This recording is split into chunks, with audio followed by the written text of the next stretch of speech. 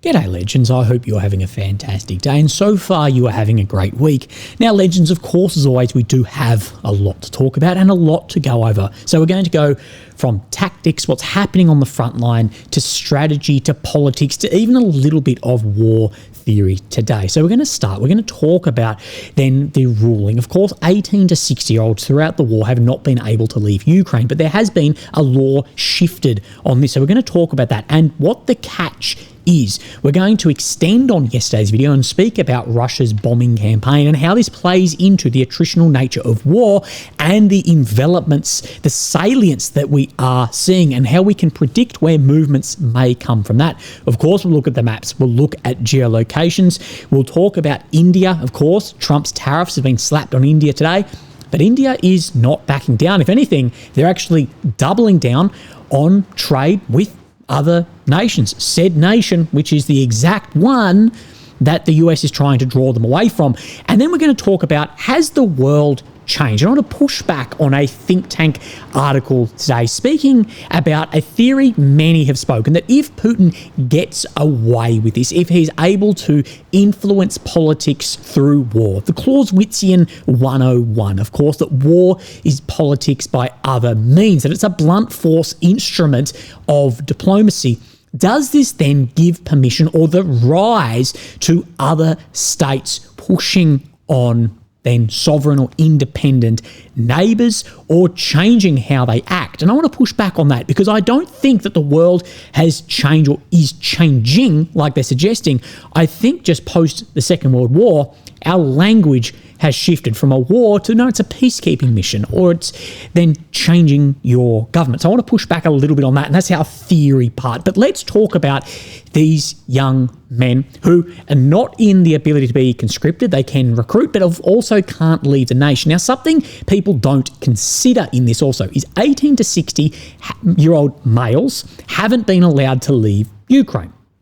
Now, what you need to consider is the war has been going on for 3.5 years. So before people turn 18, there's been huge exodus of people. Of course, as people turn over 60, they're now no longer able to be rounded up by thugs on the street and shipped off to the front. But you also have people, when the war started, would have been 14 years old. But why is this changing? You see the resolution of Cabinet of Ministers of Ukraine that the state border shall not apply to male citizens between 18 and 22. Of course, between 23, 25, there's still a gap that you can have to stay but not yet recruitable or mobilise, or you can't be mobilised. But have a look at this. Ministry of Internal Affairs explains what is happening here. That a military registration document to be presented upon request. And this is the thing. A lot of people are hiding, not registered, not recruiting. But to do this, you have to show that you are registered. And this has been one of Ukraine's biggest issues, is people just not registering. We know Ukraine's manpower crisis is huge. And if this gets turned off, and if that conscription age lowers down to 18, you've got all of these people then registered. But still within this bracket, given Ukraine's demographics, there's not a huge amount of people. But it does have some worrying signs too. And the New York Times has spoken about this, why Ukraine is allowing more young men to leave the country. Many parents have been sending children abroad before they turn 18 because of concerns that the war could go on for years, or the government could again lower the draft age. So I think they're hoping to keep these people around and not leave without being registered at all. Allowing young men to leave before they turn 23 rather than 18 seems to run against American pressure on Ukraine to funnel younger men into the military. Many experts cite the Ukrainian army's lack of manpower as the country's greatest challenge in the war against Russia. Any expert who's not just drinking the Kool-Aid and appealing to an audience of which don't want to hear this, any realistic analysis behind the scenes goes manpower is the primary issue, and it is raising tensions that won't be lowered of draft when this is the huge issue. This is the paradox of existential war. Zelensky says that, well, this is the future generation. But if you don't conscript that future generation, and they're definitely not recruiting anymore, then the war's going to be further existential. There's a paradox in this. It's Schrodinger's Zelensky. It's hard for me to explain this from the perspective of waging a war of tradition. attrition from the director of independent New Geopolitics Research Network in Kyiv. Basically, this is a reduction of the size of the mobilization reserve. Thing is, we don't need to know exactly what's going to happen when you present these documents further down the line too. But other Ukrainian experts and officials said they do not believe the rule change would lead to an exodus of young men. Realistically, in that there's not that many people sitting, and might instead deepen their ties to Ukraine. Under the new rules, they note young men are still prohibited from leaving the country for 2 years before becoming eligible for the draft. So back potential to be drafted, again, trying to sell this as good natured, that it's in good faith, that this will have people have a more positive outlook on the conscription, the recruitment, the mobilisation. Again, we will see. Again, I don't believe this is completely passed yet. The goal of this step is first and foremost to provide young Ukrainians with broader opportunities for education, internships and legal employment abroad, from the Minister of Internal Affairs. So again, there's a lot of confusion exactly about what this is, but we do know America, even the Biden administration, who is significantly more pro-continuation of war than Trump, that there was a lot of rifts growing about not then mobilising down to that age. So let's look at these FAB and other aerial munitions landing on areas. So, of course, here is Ukraine, the centre of screen, the capital of Kyiv. The red areas occupied since 2022, the purple since 2014, the red check, of course, areas where Russia is making ground over the past 24 hours. Blue check would be in the other direction. Now, again, Mr. Clement Molan, fantastic write-up on these. The Russian Air Force launched 700 new airstrikes in Pokrovsk in 2 weeks, with more than 80% in the Pokrovsk-Dobropilya direction. To sustain its offensive operations, Moscow also launched 800 strikes at Liman and Siversk and 2,800 in Sumy. So you can see out from the line, walking that line forward and creating these kill boxes where there's just a huge amount of fires from very, very large munitions. This not only has a physical impact of hitting a building with a 500 kilogram bomb, but also the psychological impact of this rolling thunder of FABs as well. That is not spoken about much. Speak to someone who's been in the front line. That is a big, big problem. Thus, we have 4 main airstrike concentration around the Donbass line and around 3 main cities, Belitsky, Belozersky and Dobropilya. So you can see where these are. You can see where, of course, Russia pushed on that Pokrovsk push the other day, Dobropilya, Belozersky, Belitsky in here, and where these are being suppressed from that amount of fire. Near Novoshakovka, we can see that Russia bombed a tree line around 15 impacts where Ukrainian forces were trying to progress through the counter-offensive. So when they were trying to push in through Novoshakovka in here, that these tree lines were being hammered by these glide munitions as well. Now, again, we will never know, but these will be an incredibly costly weapon. You don't need to be hit directly at all by a 500 to 3-ton bomb to cause serious, serious injury or death. As I've said, artillery, and I classify the use case of FABs as basically air-launched heavy artillery. Artillery is still the king of the battlefield. Mr. Molan says, as usual, this is showing where the Russian army is willing to make progress in the next weeks and months. First, destroy Ukrainian positions, then launch assaults. So you suppress and hold with drones, you destroy and erase with these massive bombs, and then you can move forward. The problem is there's no good counter that's been developed at all for this. And then we look at other areas where this is happening. Liman, Siversk, 800 strikes in the past 3 weeks. And of course, this area as well that we do speak about that is massively, massively ignored. But if we push up into here, this is the Liman-Siversk area. And of course, from Kharkivka across the Oskil, where there's this other pocket that has developed, as you can see by the strikes in here. What does this tell us? Russia is pushing north of Liman and will try, 1, to cut the city, and 2, go beyond Slovyansk. At the same time, they're pushing to finally take Siversk. So this move in and around Liman, and of course in behind Slovyansk, Kramatorsk, that likely upfront assaults wouldn't be possible here, but we have seen a lot of movement, especially around Siversk, in the past days and weeks. Sumy.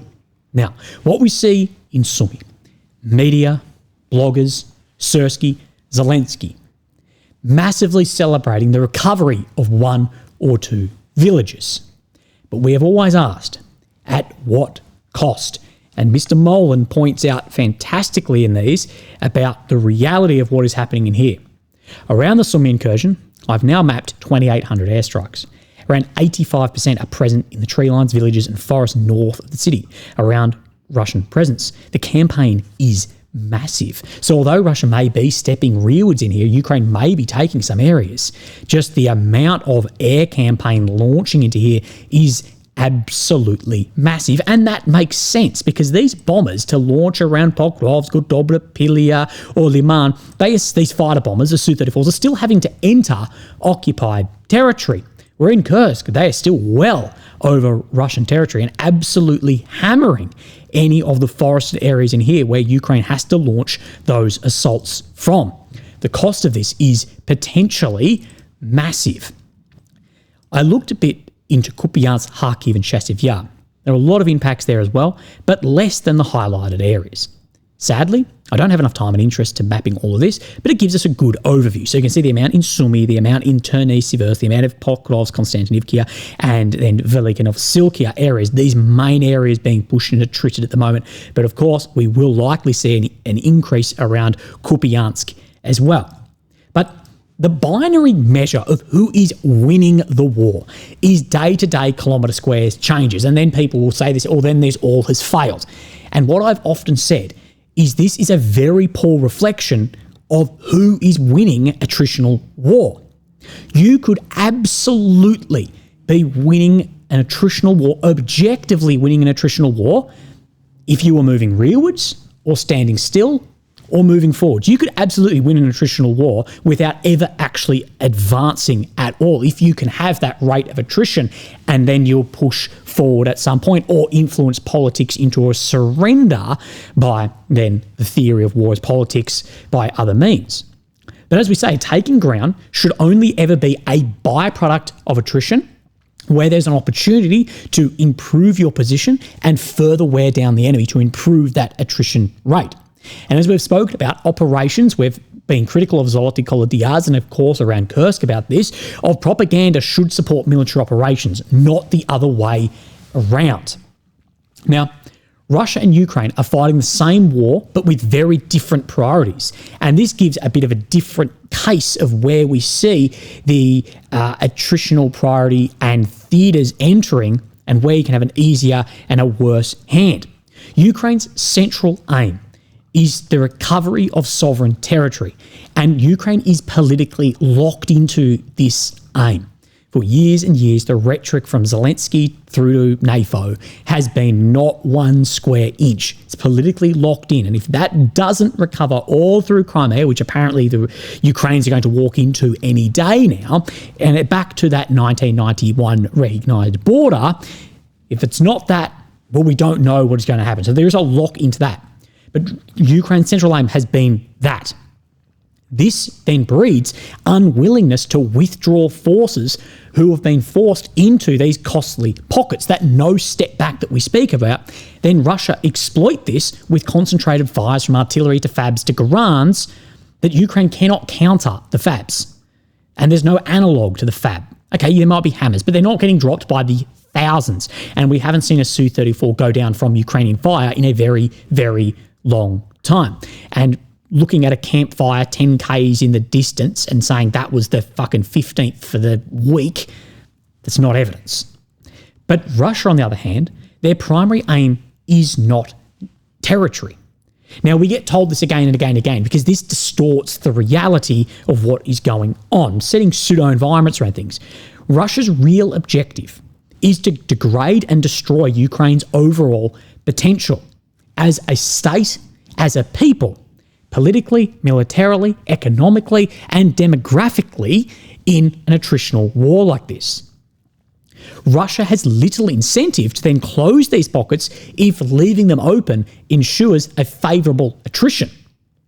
And if Pokrovsk, if Kupiansk, if these areas close up, you may not have these developed kill boxes beyond in those then fields too.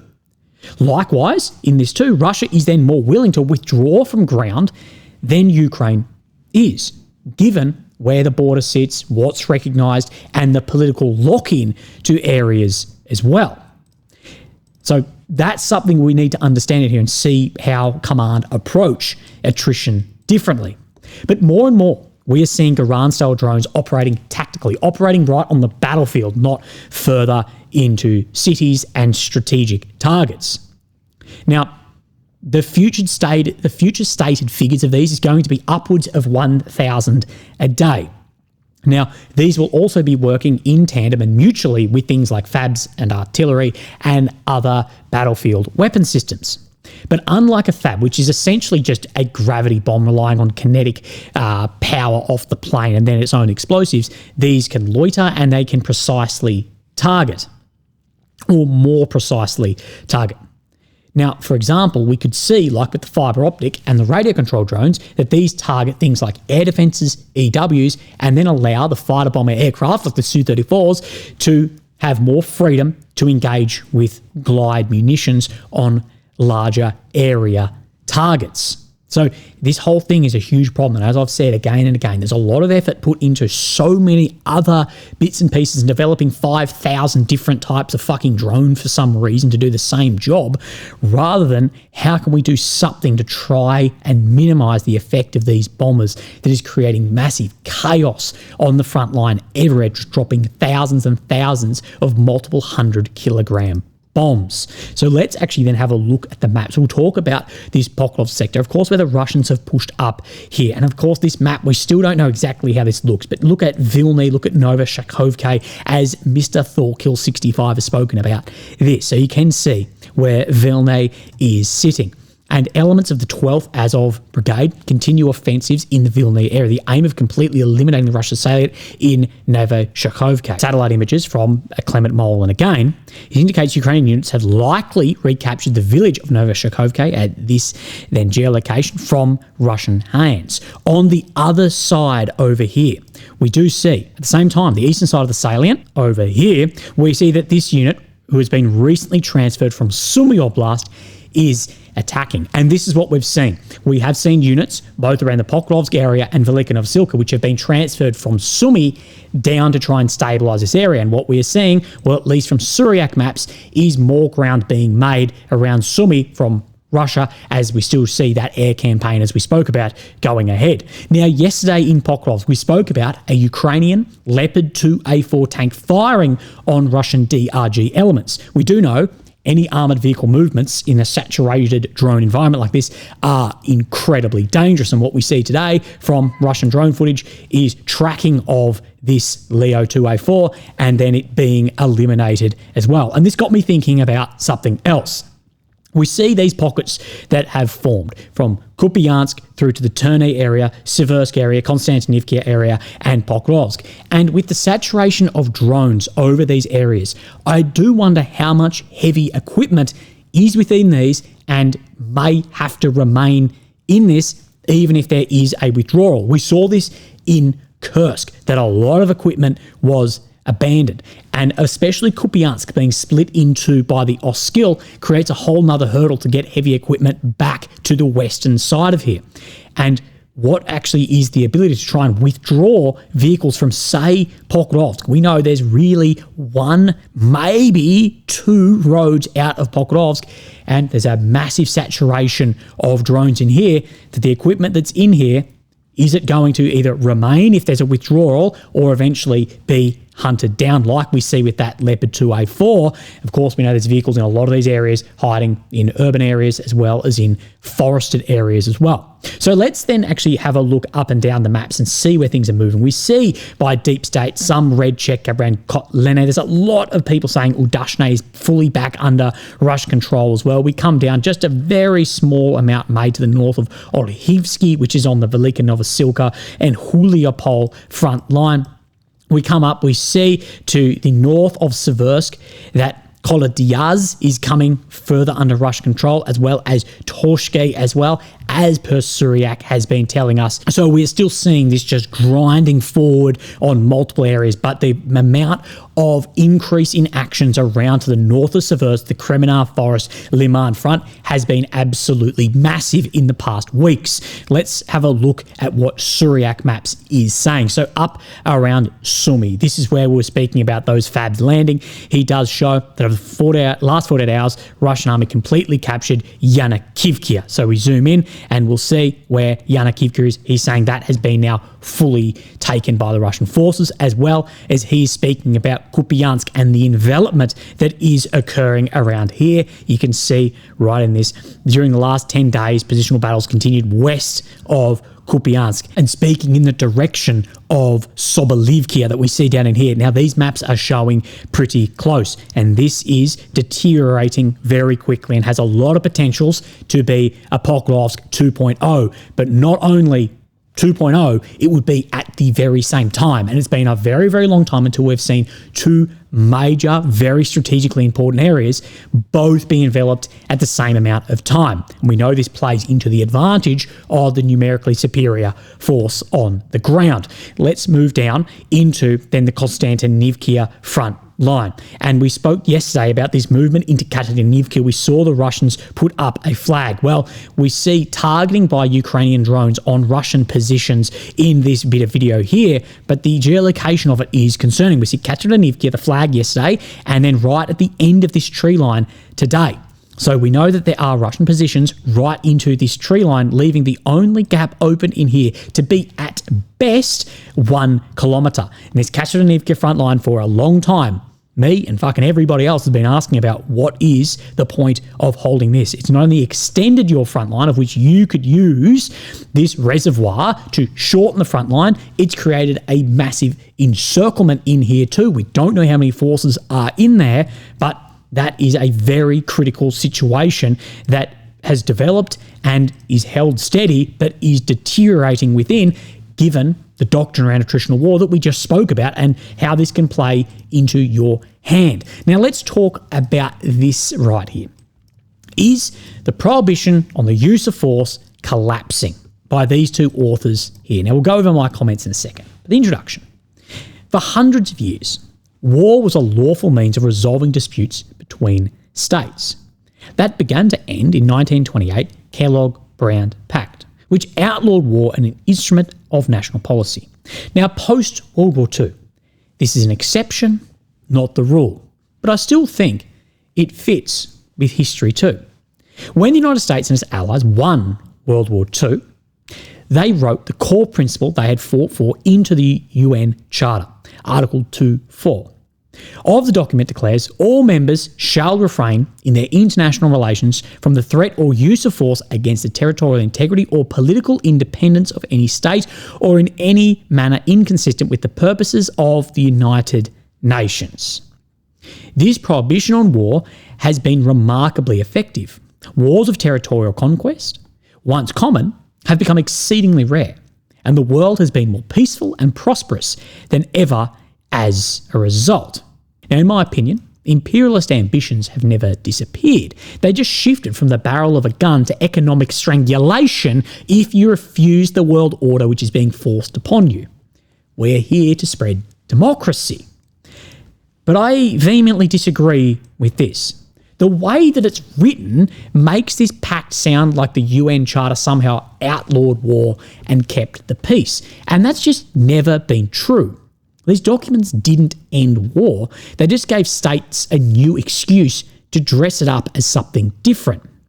Since 1945, the strongest powers have kept fighting, but under very different names and by proxy or in very different nations of what you may not expect. But it's just renamed. It's just police actions. It's counter-terrorism. It's peacekeeping. It's preventative defence. Look at the US in Vietnam, Iraq, Afghanistan, NATO in Kosovo, the Soviets in Hungary and Afghanistan, Israel just fucking in general, and look at Turkey recently and over the past years in Syria too. These all run directly against the so-called spirit of Article 2.4. And of course, the spirit and the article in this shall refrain from international relations, the threat of use of force against the integrity of the territory or political independence of any state or inconsistence with the purpose of the United Nations. What actually limited large-scale expansion after 1945? It was not international law. It was nuclear weapons, the US-Soviet balance that gave the US global dominance after 91 with the so-called peaceful world order. But the proliferation of these nuclear weapons made it so unbelievably costly for any of this to occur, it wasn't that you'd written a law about this. Now, people romanticize, but this was never about the law. It was all about power and the ability and the cost to enforce this also. Now, that may be coming to an end. Russian President Vladimir Putin appears to be on the cusp of securing a settlement in the Russia-Ukraine war that would effectively cede control over much of the occupied territory seized from Ukraine in an outright act of illegal aggression. China has for years been building military installation on contested rocks, reefs and islands in the South China Sea, intimidating neighbours and ignoring international legal decisions disputing its claims. US President Donald Trump has refused to rule out taking Greenland and the Panama Canal by force, claimed that Canada will become the 51st state and suggested that the US might own Gaza. While we see what is happening in Gaza, do you think that is in the spirit of the law? With 3 of the permanent 5 members of the Security Council seemingly willing to abandon the prohibition of the use of force and the Council itself mired in dysfunction, what does this mean for the international legal order? Now, the other 2 members of the Permanent Security Council, I don't think should be members anymore either with their amount of global influence. I think other countries should be now invited in. I think that 5 needs to shift. While this is a moment of extraordinary peril, it is also a moment to revisioning the world order. After all, for all success, the post-war legal order has many faults, not least casting an amber the power structures that existed at the close of World War II, leaving much of the world underrepresented in today's global governance structures. If the prohibition on the use of force and the world it created are falling apart, we must not simply mourn the loss. We must consider what we can actually do to protect the most catastrophic effects of this shift and seize the opportunity to build a new, more resilient, more equitable international legal order. Now, the reality is that law has never stood and will never stand above power. That is always bent to it. Great powers follow rules only when it serves their interests. We see this in international affairs, liberalist rhetoric, realist reality. The UN system was designed to lock in the 1945 balance, but not to be fair and not to be equal. Now, with America on the decline, China rising, Russia forcing its way back post-91, and of course with other nations like India massively rising, the UK losing any sort of credibility in the international relations market as well, we see that the framework is cracking because the balance that once held it together is now gone. Now, talk of a new equitable order, it's just noise. This isn't about justice, it's going to be about power, as we've seen throughout history, when it is the exception, not the rule, of maybe the decades that we have seen, but I think it still fits within the rule, it's just changed in different language. What we're really heading to is not the same rules-based system, but it's a world of spheres of influence, backroom deals between major players and laws twisted to fit whatever power dictates. It looks more like 19th century great power politics than the post-war ideals and utopian visions of America's hegemony that people cling to. As the father of real power politics, Otto von Bismarck said, "The great question of the day will not be settled by speeches and majority decisions, but by blood and iron." And we haven't moved away from war being a tool of politics in any regard, no matter what you want to dress it up as counter-terror or policing or implementing a political way. We still operate like that. It's just become so costly to do it directly against a major power due to those nuclear systems that can have devastating extinction-level events happening. Let's talk about this. Trump's doubling on tariffs hits India, damaging ties. And what we know is India, they are not backing down from Trump's tariff threats whatsoever. They are making very clear their first priority is energy stability and domestic security of their energy. Once again, this exposes the hypocrisy of targeting India while ignoring Chinese, European, and American trade with Russia. And India is calling out this a lot, and they're not leaving any crumbs on the table. These moves, they are tearing apart ties that took decades to build with India and is pushing the world's most populous nation with the largest diaspora and one of the world's largest economies further away from American spheres of influence and moving their Schwerpunkt way closer towards BRICS. And this crisis to further reform the economy as we see those tariffs of 50% come in. And only earlier this week, we see the Minister of External Affairs, these remarks at a joint interaction with Russian Foreign Minister Sergei Lavrov, that we affirmed our shared ambition to expand bilateral trade in a balanced and sustainable manner while addressing non-tariff barriers and regulatory impediments. We talk here about the North Sea route to deepen economic ties, reduce transit times, and expand trade across Eurasia and beyond. North Sea route, something you and I have spoken massively about. Of course, you've got a couple of options from Asia to Europe. You've the Suez Canal. We see what's been happening there over the past couple of years. You go around Africa, or you go up over the fucking top through the ice, through the North Sea route. Way shorter. Problem is, it's ice. We know the one country that builds nuclear icebreakers. We know China is massively working with Russia at the moment to develop their from near Arctic power to a full Arctic power. Why do you think Trump is so interested in Greenland and now fucking India is all on board with this by cutting ties of decades to make? Again, to cut ties is much easier than to make them, and pushing into the arms of then, if you want to call it, the axis of upheaval or evil or whatever you would like to call it, or just a growing competition in economic spheres with massive populations that is unprecedented since the Second World War in the end, with America's and the Soviet regional hegemony that they did have, and then the Soviets reducing, America being the lone wolf, and now that we see this competition is rising. And if you look at trajectories over the next century, I wouldn't be cutting ties with India.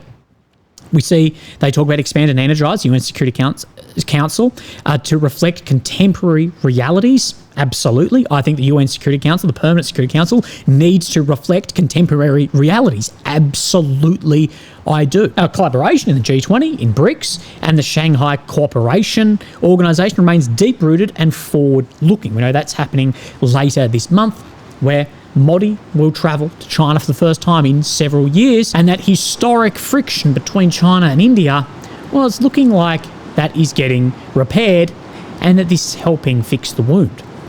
Legends, I hope that you have a fantastic day, and I will speak to you tomorrow. Thank you. Bye-bye.